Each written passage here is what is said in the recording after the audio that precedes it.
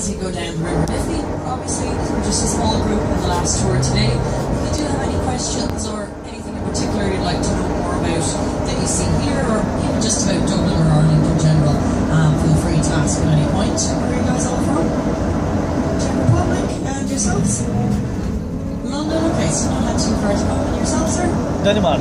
Denmark, okay, so we've got a mixture of different nationalities then. So where we've just boarded here, we're right between two of Dublin's most iconic bridges. So we're headed towards O'Connell Bridge.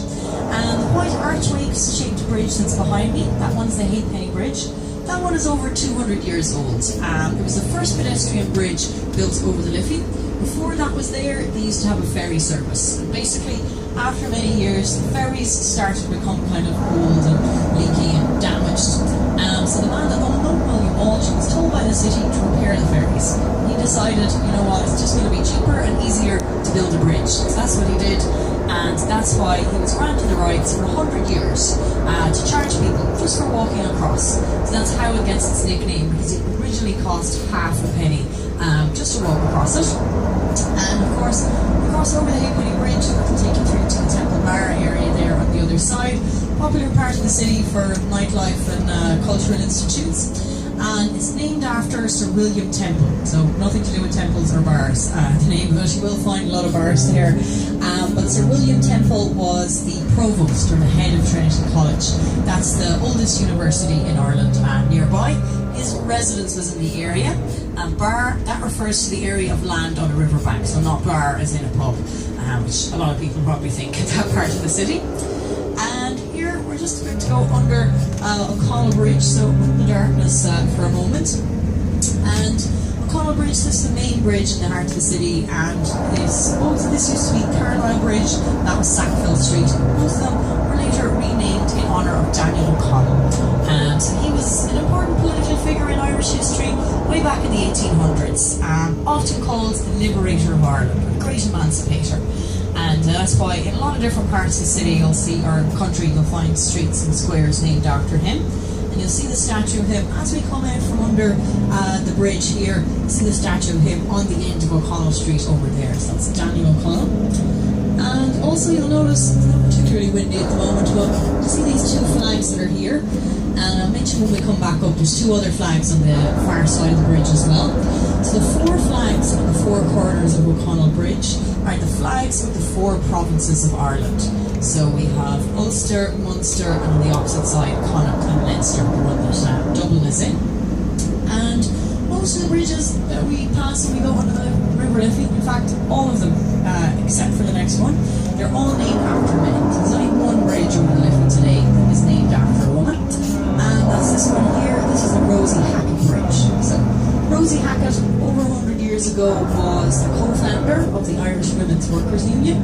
And she was also involved in a lot of different historic events that were going on around then. Things like the 1913 lockout, these big strikes that went on for months, bringing the city nearly to a standstill, and the 1916 Easter Rising. If you've heard that before in some other museum or tour around the city, it crops up a lot.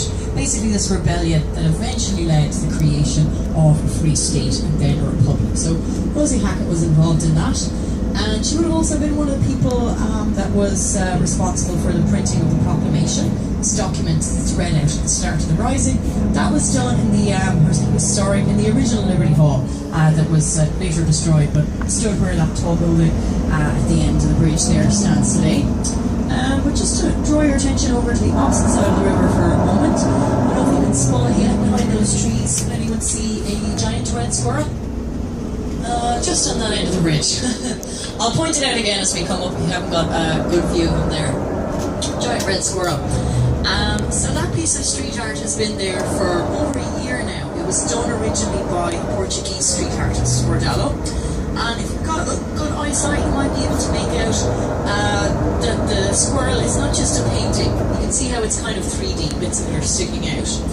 And you'll see that as well when we go between the two next bridges when you see it from the side. What the squirrel is made out of is effectively a load of rubbish. So that's what the artist did, just went around the city. There's actually like a full rusty bicycle in the squirrel's tail, literally a kitchen sink, all that kind of metal railings, that kind of scrap. and it's designed to look like a red squirrel. That's a native species to Ireland and one that's under threat. But the same artist has actually done similar pieces of different animals in that style around various cities in Europe. The red squirrel is the one we have in Dublin. And this high-up bridge we're under now, this is the Loop Line Railway Bridge that the Dart train line runs across. And when that was built in the 1890s, that was very unpopular because many people felt it blocked off the view of this lovely building here with the green dome, the Customs House. Previously, you had a pretty good view of the Customs House from the likes of O'Connell Bridge, but after the railway bridge was built, it kind of cut that in half. And now that we're a little bit further down here, as Brendan mentioned, at the moment the tide is quite low. So down here it's a bit deeper, so we have space, so we have to turn around, and then after that we don't need to reverse for the rest of the tour. But the River Liffey is a very tidal river. It can vary by a few metres over the course of the day, and actually if it gets much shallower than it is at the moment, we wouldn't be able to do the tour because while it's a bit deeper down here, down where we started, you know, around the Halfpenny Bridge and so on, you'd almost run aground there. Sometimes you can nearly see the bottom of the riverbed. Other times then you have the opposite issue. If you look at the bridge and you see the green line there where the mark where the water can come up to, it can come up pretty high if the tide is high, so it actually wouldn't fit under the bridges. And this boat is fairly low down, you know, just only slightly off the water's edge, so you can kind of have bumpy streets of it.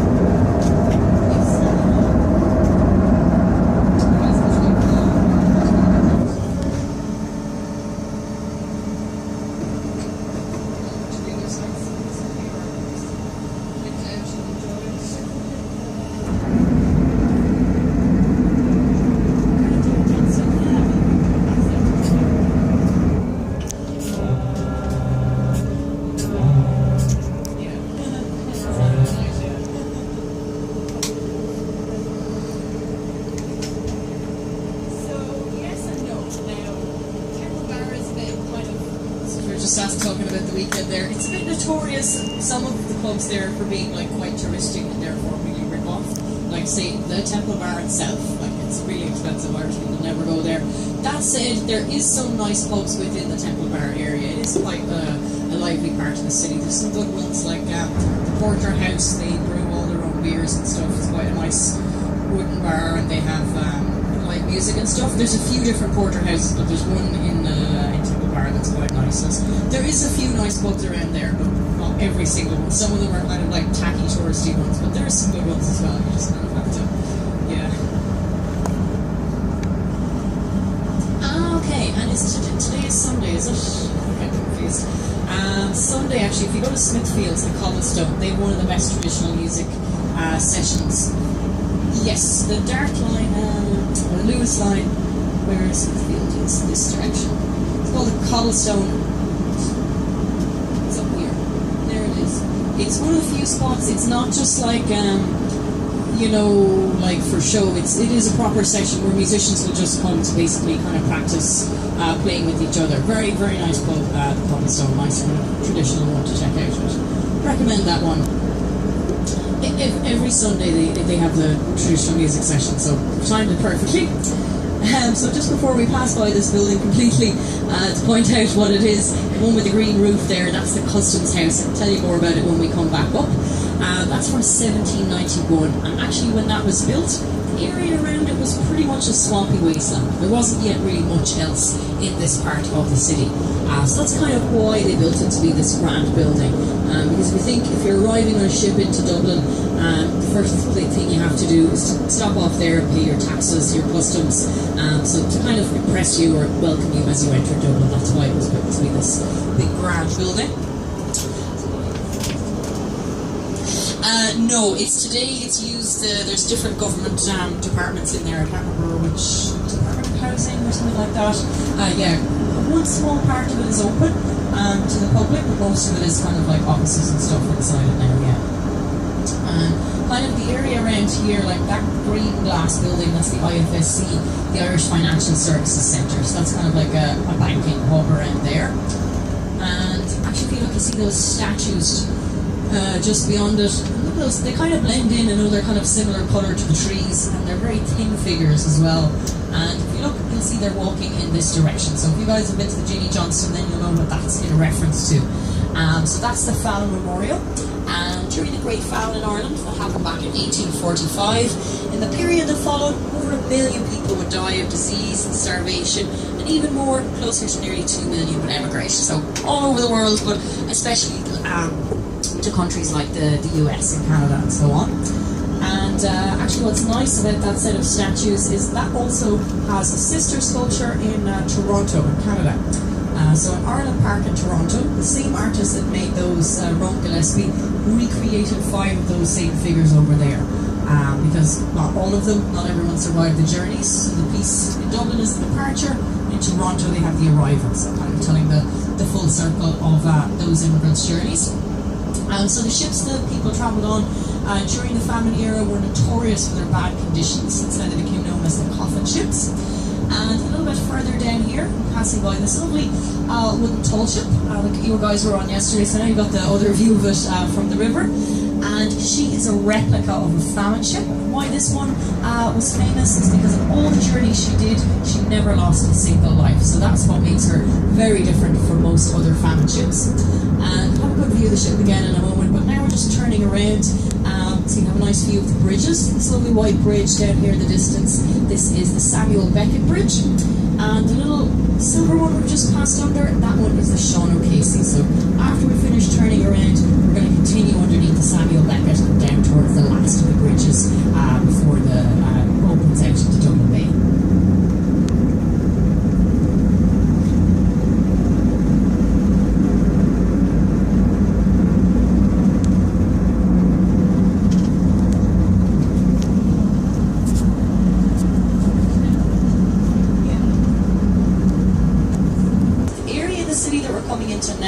Part of the city is the Docklands, so we're getting kind of closer to the old port, to the port of Dublin.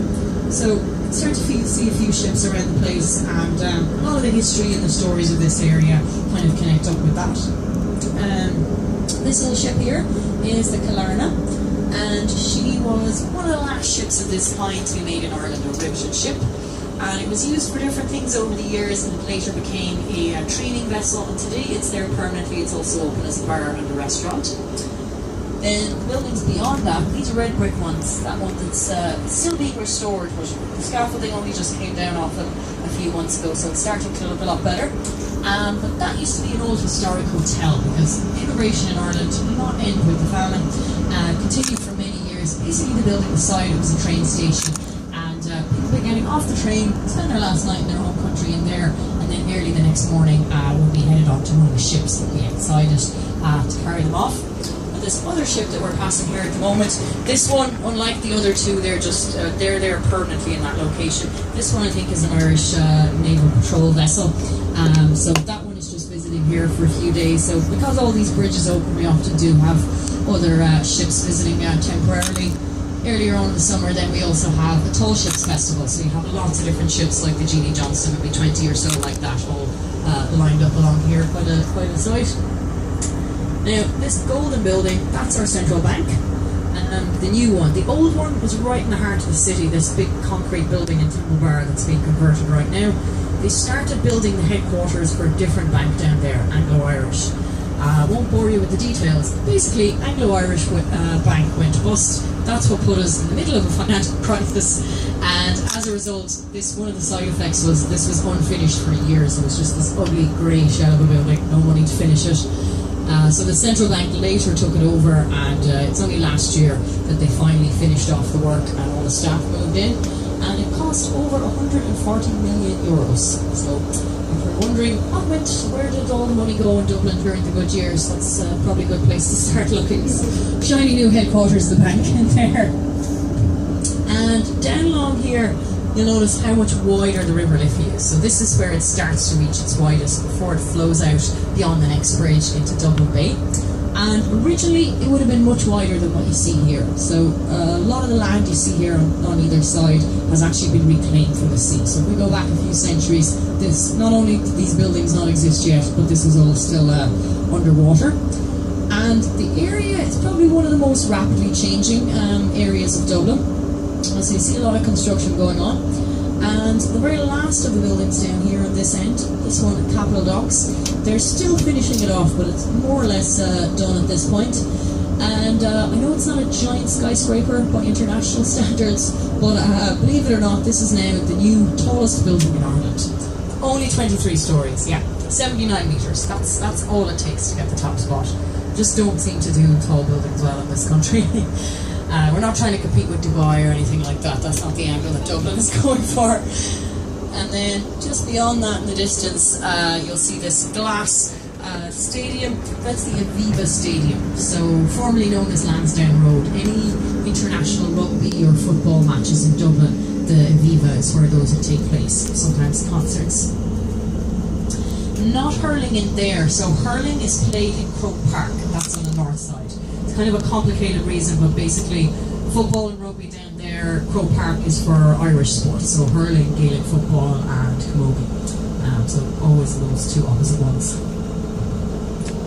Here we turn around for the last time, so the last view of the Samuel Beckett there, and down on this end, not the most beautiful bridge in Dublin, but this is the very last bridge over the Liffey, the Tom Clark. So beyond that, you can already see kind of the port, so any ferries or cruise ships in the city, that's where they'd arrive.